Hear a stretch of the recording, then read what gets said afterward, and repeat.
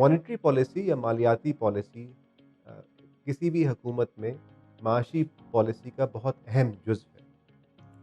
इस पॉलिसी के ज़रिए हुकूमत प्राइसेस के या कीमतों को मुतय्यन करने में एक किरदार अदा करती है।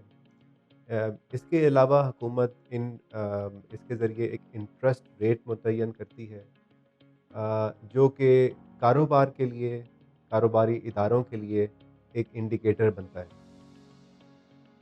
दुनिया में मालियाती पॉलिसी को देखने के लिए मुख्तलिफ स्कूल्स ऑफ थॉट हैं, जिसका एक बुनियादी मकसद ये है कि हम जो बिज़नेस साइकिल यानी कि किसी भी इकोनॉमी के अंदर जो उतार-चढ़ाव आता है, उसको कम से कम किया जाए और अनएम्प्लॉयमेंट को भी कम रखा जाए, बेरोज़गारी को कम रखा जाए और जो इकोनॉमी में जो पैदावार है या आउटपुट है, उसको एक ग्रेजुअल अंदाज में मैक्सिमम पोटेंशियल तक रखा जाए।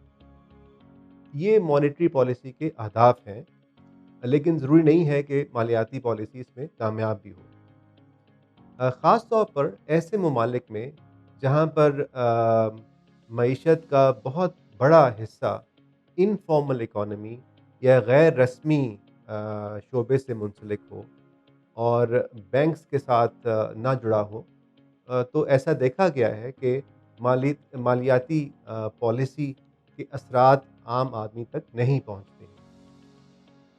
साथ ही साथ हमें ये भी देखने की ज़रूरत है कि आम तौर पर ये कहा जाता है थ्योरी की हद तक कि मालियाती पॉलिसी के अंदर जो इंटरेस्ट रेट है, जो शरह सूद है, उसके ज़रिए हम इकोनॉमिक ग्रोथ को या प्राइसेस को इन्फ्लुएंस कर सकते हैं। लेकिन अगर शरह सूद को देखें और आप किसी भी मईशत के अंदर जो उसकी असल पैदावारी सलाहियत या आउटपुट को देखें, उसमें अगर बहुत ज़्यादा फ़र्क हो तो सिर्फ़ शरह सूद उसको बढ़ाने में कामयाब नहीं हो सकती है। लिहाज़ा मालियाती पॉलिसी आइसोलेशन में उसका किरदार महदूद होता है। अ, लेकिन ये कहना बिल्कुल दुरुस्त है कि जब कारोबारी इदारे बैंकों के ज़रिए काम करते हैं, उनसे कर्ज़े लेते हैं, तो यकीनन जो इंटरेस्ट रेट है, ये शरह सूद है, उनके कॉस्ट के अंदर भी असरअंदाज़ होती है। पाकिस्तान में ये देखा गया है कि मालियाती पॉलिसी और स्टेट बैंक की जो इंडिपेंडेंस है, वो काफ़ी हद तक एक सियासी मौज़ू भी रहा है और एक इंतज़ामी चैलेंज भी रहा है। यहाँ पर ये बहस अक्सर देखने में आई है कि स्टेट बैंक जो कि मालियाती पॉलिसी का कस्टोडियन है, वो मिनिस्ट्री ऑफ फाइनेंस जो कि इस्लामाबाद में है, उससे किस हद तक आज़ाद है या आज़ाद नहीं है। बाज़ दफ़ा स्टेट बैंक को मिनिस्ट्री ऑफ फाइनेंस की किसी डायरेक्शन के ऊपर इंटरेस्ट रेट में रद्द-ओ-बदल करना पड़ सकता है। बाज़ दफ़ा मनी सप्लाई में रद्द-ओ-बदल करना पड़ सकता है। आइडियल सूरत हाल ये होती है कि जहाँ पर जो मरकज़ी बैंक है, उसके फ़ैसले करने में आज़ाद हो। मालियाती पॉलिसी का एक बहुत अहम मकसद कीमतों का इस्तेहकाम या प्राइस स्टेबिलिटी है। अगर किसी भी मुल्क में हुकूमत ये फ़ैसला करे या मरकज़ी बैंक ये फ़ैसला करे कि उन्होंने मनी सप्लाई में इज़ाफ़ा करना है, उसकी वजह कुछ भी हो सकती है।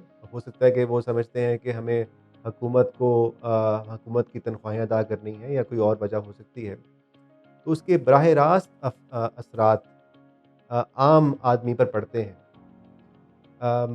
अगर मनी सप्लाई में बहुत ज़्यादा इज़ाफ़ा हो और जो मईशत की आउटपुट है और पैदावार में इज़ाफ़ा ना हो रहा हो, तो उससे इन्फ्लेशन जन्म लेती है। कीमतें बहुत ऊपर चली जाती हैं क्योंकि उसके नतीजे में मार्केट में बहुत ज़्यादा करेंसी, बहुत ज़्यादा मनी का सर्कुलेशन शुरू होती है, लेकिन उसके मुकाबले में जो इकोनॉमी का आउटपुट है, पैदावार है, जो हम अशिया अपनी रोज़मर्रा ज़िंदगी में इस्तेमाल करते हैं, उसमें इज़ाफ़ा नहीं होता।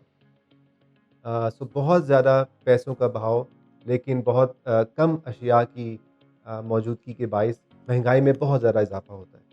سو لہٰذا یہ ایک بہت حساس پالیسی ڈیسیژن ہوتا ہے جو کہ مرکزی بینک کرتا ہے، اور اس کے پیش نظر پرائسز کا استحکام ہوتا ہے۔ اور اگر کسی وجہ سے حکومت اور سینٹرل بینک یہ فیصلہ کریں کہ انہوں نے منی سپلائی میں بہت زیادہ اضافہ کرنا ہے، تو اس سے عام آدمی کی زندگی میں منفی اثرات پڑیں گے، اور اس کی جو قوت خرید ہے وہ خاطر خواہ حد تک کم ہو جائے گی۔ مالیاتی پالیسی اور اسٹیٹ بینک کے مینڈیٹ میں ایک بہت اہم رول فارن ایکسچینج ریٹ کا یا زر مبادلہ کی شرح کا تعین ہے۔ اس کے اثرات ہماری زندگی میں ہماری روزمرہ کی خرید و فروخت پہ براہ راست پڑتے ہیں۔ ہمیں یاد ہے کہ بہت سال ہمارا جو روپے کے مقابلے میں جو ڈالر کی شرح تھی وہ یکساں رہی۔ آج سے 20 سال پہلے بہت سال تک وہ 60 روپے کے آس پاس رہی۔ پھر پچھلے 10 سالوں میں وہ 100 روپے کے تقریباً ہمیں برابر ایک ڈالر ملتا تھا۔ اب ہمیں 160 روپے کا ایک ڈالر ملتا ہے۔ اور جیسے ہی ہم نے اپنے جو یہ زر مبادلہ کی جو رجیم ہے، فوریکس رجیم ہے، اس کو اس وقت ہم نے آزاد بنیادوں کے اوپر استوار کیا ہے، تو ہمیں اندازہ ہوا کہ اصل میں ہمارا جو روپیہ تھا وہ مقابلتاً بہت مہنگا تھا۔ اس کی وجہ سے ہماری برآمدات بھی مہنگی ہو رہی تھی۔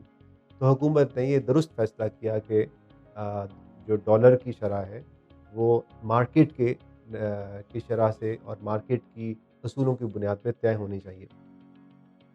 سو لہٰذا اب ہم دیکھتے ہیں کہ ہماری ایکسپورٹس یا برآمدات مقابلتاً سستی ہوئی ہیں، اور ہماری جو امپورٹس ہیں وہ نسبتاً مہنگی ہو چکی ہیں۔ یہ کہا جا سکتا ہے کہ اس کی وجہ سے ہمارا ٹریڈ بیلنس یا تجارتی توازن تھوڑا بہتر ہوا ہے، اور بنیادی طور پر یہ ایک درست سمت میں ایک پالیسی ہے۔ کسی بھی ملک میں حکومت ایک حد سے زیادہ زر مبادلہ کی شرح کو کنٹرول نہیں کر سکتی، اور نہ ہی اسے ایسا کرنا چاہیے، اور مالیاتی پالیسی میں جہاں تک شرح مبادلہ کا تعلق ہے، اس کو مارکیٹ کے اصولوں کے مطابق طے ہونا چاہیے۔